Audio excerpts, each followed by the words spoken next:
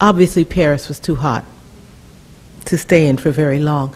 And so this father, and we don't know very much about the father, the African prince, except that he was extremely charming, that he dressed in outlandish clothes, or shall we just say, well, maybe outlandish is the right word, not outrageous, but outlandish clothes which were not of that land, in that sense. Because he dressed according to what people thought an African prince would dress like, which meant more Orient. You know, he had turbans, he had, you know, the whole pantaloons and that kind of thing. He realized that being marketing is a good point, and you have to call attention to yourself. So they leave Paris and they go across to England looking for that sponsor still. They land in Brighton, and the Prince of Wales took the waters in Brighton. You know, lots of people thought that, rich people thought that you could just go and walk into the ocean and it would cure you. And so he knew that the prince was going to be there, and basically he arranged to meet him, to stumble across him. Now, in this poem, we have the father speaking, the African prince, and he's giving a kind of a wardrobe lesson to his son, how to dress for success. The wardrobe lesson. Everyone in this brine-soused village believes an African loves color. So let it be red for our promenade along the Stein, with a splash of yellow to inflame their watery sensibilities. I think it's the sun they so yearn for. Blue saddens this close to the sea, though turquoise is beckoning and emerald is best a hue entertained only in furnishings. True, we are props of a sort. Let's not forget it. But what an aspect we'll project unleashed among the masses. Against our darker palette, any color thrills. The main thing is fabric, and plenty of it. Clouds of silk, waves of damask to be cast off or furled neat to the chest with a certain sly emphasis. You'll learn these sophistications in time. For now, it's enough to remember we are here to confound them, these wizened polyps crossing the sands in their creaking bathing machines.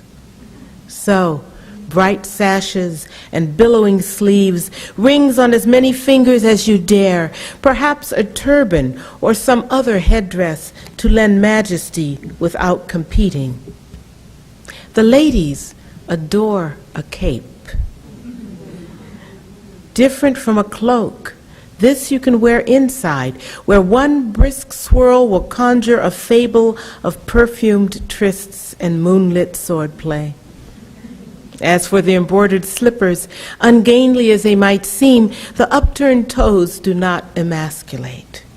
Each step becomes necessarily deliberate, and so recalls the boudoir.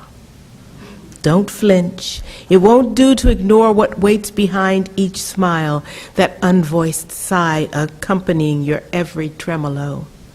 Go ahead. Examine those upturned faces in the concert hall, their tiny gasps and glistening cheeks. I've seen it, boy, even for one young as you. Ah, the ladies are always bored and lonely. You will not need a horse if you have a cape.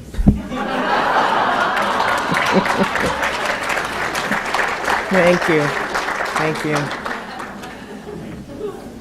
I grew to love that guy. He was really something else. And by all accounts, and this is thanks to Charlotte Poppendiek, who was also quite taken with him. He knew 7 languages, 7 or 8. No one was really quite sure. And he was quite a success in England, and managed to get his son, indeed, into the under the patronage of the Prince of Wales, which is not too tacky. And So he got a whole series of concerts in England. Now, it's so, to me, it rubs so closely with music today and music artists, because there's such a grabbiness, I guess you could say, a greed for the exotic, something new, something different. And London in the 1790s was no different from, LA today in terms of music. Something new, something brighter, something wilder. The costumes have to be wilder. And what could be more interesting than a little brown-skinned boy playing the violin and playing Haydn or playing Mozart on the violin. So he got a gig at one of the theaters in London, and every day when he would go for the concert, he would walk with his father dressed in these clothes past all the itinerant and musicians in London to walk into the theater and play his concerts. Because again, if you imagine, if you have no iPods or anything like that, or MP3 players, you have to get your music live. So a street musician was just as viable, just as necessary, just as and could make quite a good living on the street as someone in the theater.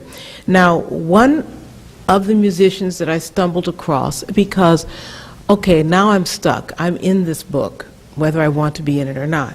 And I say that because I was terrified on many accounts when I realized how big it was going to be, and also how male it was going to be, that I was going to presume to speak in many men's voices, but also because I knew that Beethoven was also waiting for me down there, and I was going to presume to be Beethoven, and that was a big presumption. So I was nervous, let's put it that way. But I realized as I began at the beginning to try to flesh out the boy that Bridgetower was going to become, the boy Bridgetower had been, the one, that I needed to know the streets that he walked in, what he smelled, what did he see, what did he hear. One of the students this afternoon was asking me how important place is in terms of writing and in terms of the artist's sensibilities, and I said, well, it's absolutely important. Sometimes you think it's invisible, but it's absolutely important. You need to know what happens as you walk down the street every day, the things that we take for granted. And so I began to research what London was like at that time, and ran across the fact that there was a black itinerant violinist who was every bit as famous as Bridgetower was at the time. He called himself Black Billy Waters, that's what he called himself. He had a peg leg. He played the violin.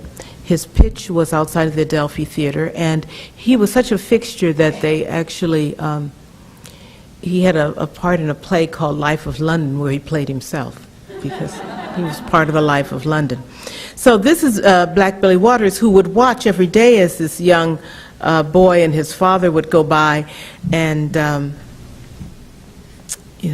dressed to the nines. Black Billy Waters at his pitch.